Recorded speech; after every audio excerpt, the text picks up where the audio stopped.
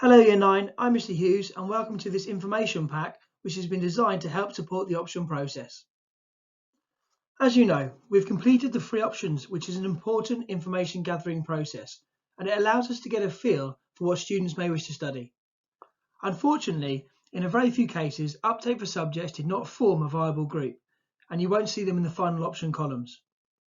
The final option columns are generated on a best fit basis and are set to ensure that the maximum number of students can study their initial subjects. Inevitably, this means that some students will not be able to select all three of their chosen subjects. However, all students can do at least two of their choices. Remember, when you are making your final choices, you don't need to stick to the subjects you selected at the free option stage. You may want to revisit the presentations you heard in assemblies, and these can be found in this pack under subject information.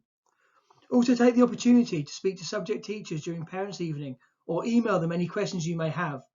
This will also be useful for those of you who are not able to select your three choices and need to explore other subjects.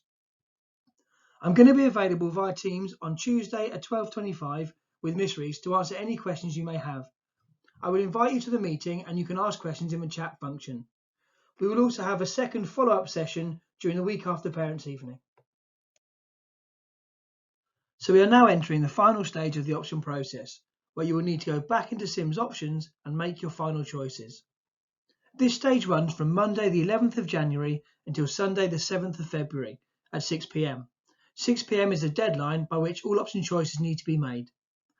And then following this, during February and March, you will have an appointment to meet with a member of staff to discuss your choices, and then these choices will be emailed home for your parents to authorise and sign off.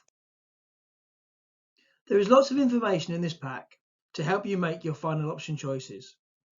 We've included the Year 9 option booklet that was sent out at the start of the process, and this includes key information about the process itself, but also about subjects. We've included the key dates, and we've also included, as I mentioned before, the option assemblies that you saw earlier this year. I'd like to finish by sharing a few top tips with you. Number 1. Don't pick an option just because your friend is doing it. In reality, even if you pick the same option in the same column, there is no guarantee you'll end up in the same class. We often move students between classes to balance numbers. Number 2, don't just pick an option because you like the teacher. The teachers can change. And number 3, make sure you take some time to really think about your final option choices. If you need any extra information about any subjects, please email the teachers. It's very difficult to move classes once the final option choices have been made due to space. For example, if you want to move into, say, a triple science class, but all the classes are full, then you won't be able to make that move.